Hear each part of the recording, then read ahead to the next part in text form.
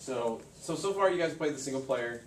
A lot of different missions, give you a little taste of the environments, some of the enemies you're going to be running into, some of the weapons you get to play with. I mean, tell us what you guys think. You know, let us know. I mean, we're kind of here to get feedback from you guys, and you know, there's still lots of DLC to come. And if you guys have any comments or suggestions or things, or just straight out questions, why things? Is there a way? Is there a way to remap the control scheme, or is there going to be? Can you answer that? There is supposed to be. I think there is remapping. Yeah. Okay. The reason I ask is triggering the Fury with the two triggers down there at the bottom, for me, just seems to be a little bit unwieldy. If I hit it, like say I was to hit both left and right bumpers at the same time, I think triggering Fury would be a little easier that way because I don't have to stop or think about stopping movement. What would you use for your firing at that point then? Well, if you're hitting both, just basically to trigger Fury, it then reverts back to the original control scheme. I don't know if it's that intuitive in the control plan. Yeah. Just saying. Sure. Or if you're aiming and shooting. There is supposed to be. I know there is supposed to be some level of customization though to the controls, and especially so on PC mapping. Yeah, I mean, I know some of you guys are PC dedicated type. I mean, Relic is known for their PC games, Dawn of War. If you guys have played those. And they've really rebuilt the UI to conform to PC and make it make sense and play very well. You know, it's also utilizing some of the technology out there. One of our partners, AMD, utilizes iInfinity, so you can hook up 6 monitors. You know, the game just looks, I mean, the game looks great on console, but it looks even that much better on PC as well, you know, especially with current generation graphics being so much ahead of what consoles have. You know, we're definitely pushing it. So, any plans to add any other weapons? I can let you answer that. Sorry, what was the question? Any plans to add any other weapons, the multi-weapon Power Fist, or? Nothing that I can confirm at this time. Okay. All I would say is all the weapons that are in single player are in multiplayer, but they have a progression system to them.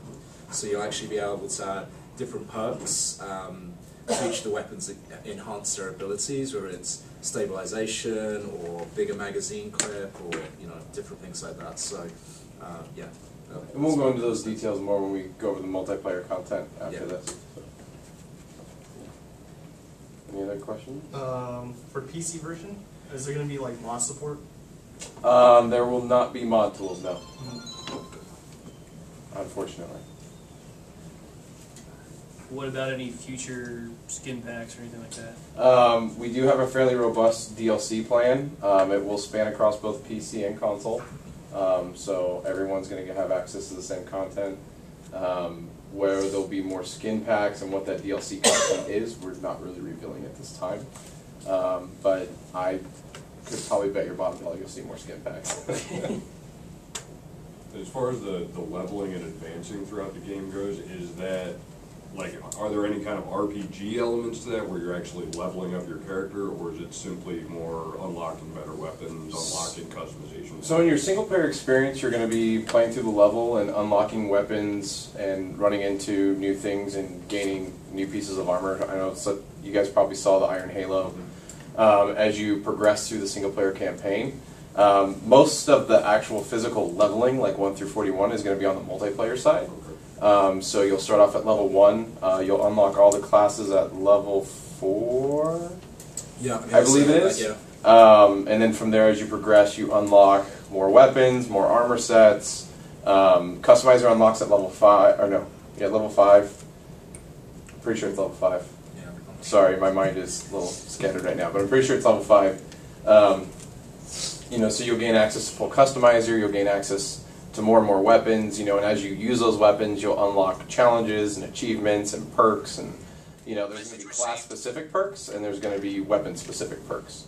So, and we've released some of that information through our site already, especially on class-specific, but like the weapons, it's going to cater to what you like to play.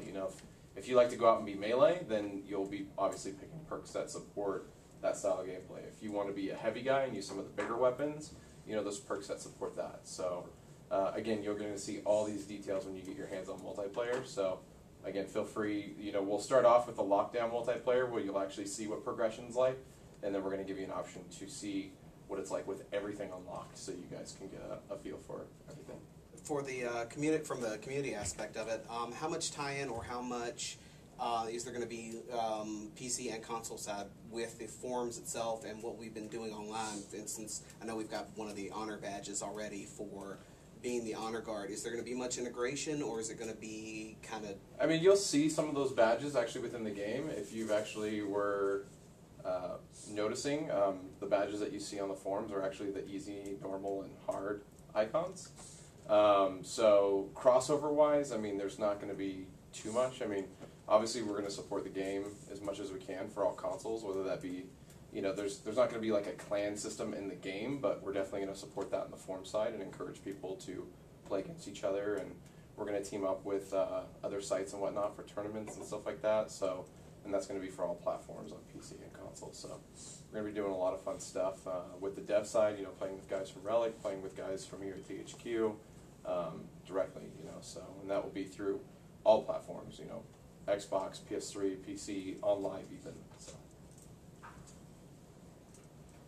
Dedicated or peer-to-peer multiplayer? We have not released details around that.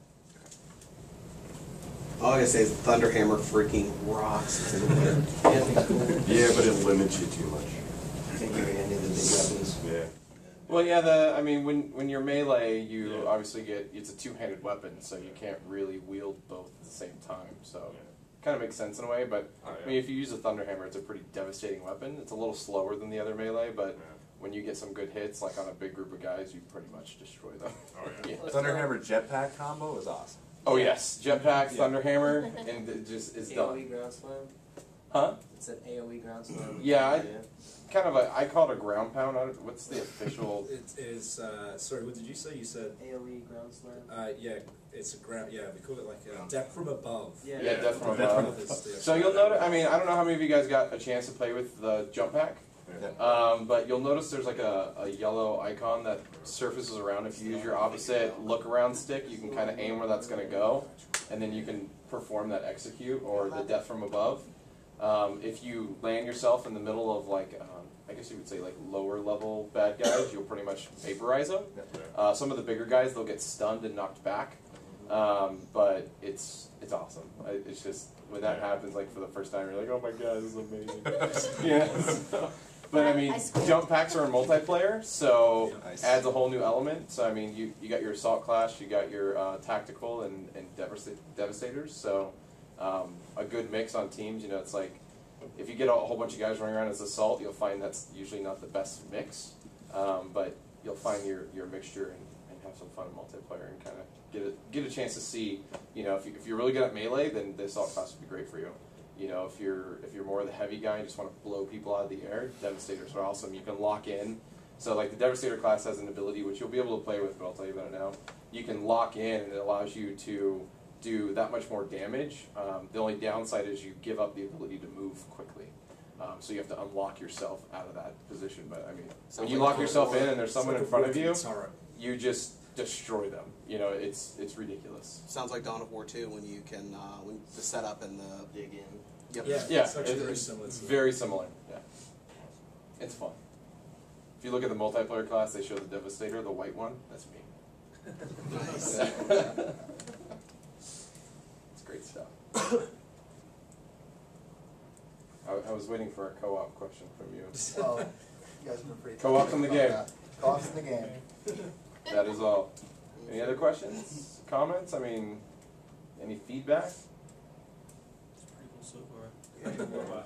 Walking around a lot.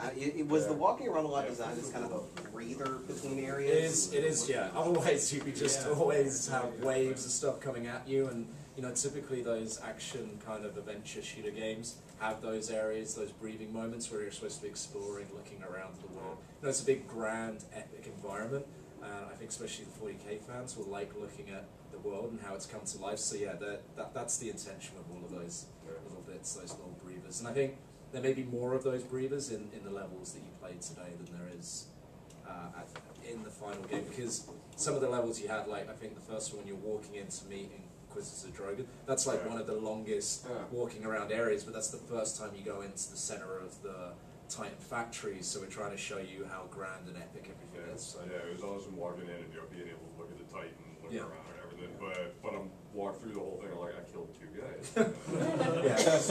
There's not so many of those long bits, but there are little short ones every now and then throughout the game. So now he brought it up. Fighting the war boss was actually a fairly irritating fight. It was a cool fight, but overall it was actually kind of irritating because it doesn't give you any kind of hints as to how you're supposed to be. Okay, you wail on him, you shoot him, you kill everything around him. That's fairly obvious. But I know for me it ended up being like a lucky shot apparently right in his eyeball that finally advanced it to the next spot where he climbs up the wall, and then you're blasting him up there.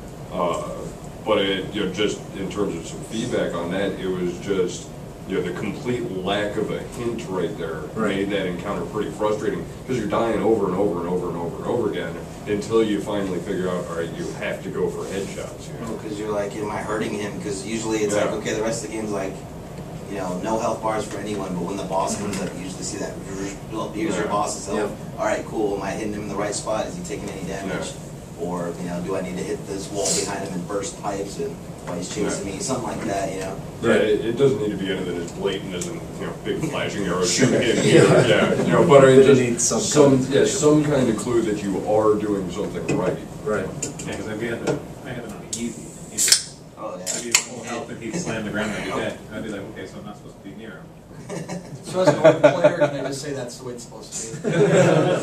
You split the war, not supposed to smash you every time. Yeah, I mean, the big thing is we kind of introduce you to a lot of the orcs before you get there throughout the entire game, so you kind of you learn how they work, you learn how they attack you, you learn their strategies in a way. So with those learnings getting into that war boss, you kind of apply that to there. Like, he's this ultimate orc, he's the war boss, so the Knob is the melee crazy guy that you don't want to get near because he is just a formidable champion as well and can destroy you. But then you have your ranged missile guys that also are pretty crazy that will kill you from afar if you're not smart in either taking them out or making sure you're dodging those crazy sidewinding missiles that go everywhere. So I think it's just kind of implied that you're learning. I mean, the single player demo that you played, you didn't get the full gamut before you got to the war boss, but I think if you would have played through the whole thing and seen everything, I think you would have been more prepared for that. How many total hours of gameplay is there? Single player, it's like it obviously always depends on the player, but I'd say anywhere from 8 to 12 to maybe 15. So it's going to all depend on the player and how fast you fly through the game or how fast you adapt. But I played through it from start to finish, and it took me about 10.5 hours. So, but I mean, I have been playing the game for quite a while, so I kind of knew where everything was. I've played a lot of the levels, so. Yeah, it is pretty typical for a game as well. But yeah, that's kind of our sweet spot. Anything else? The Meltagun's pretty cool.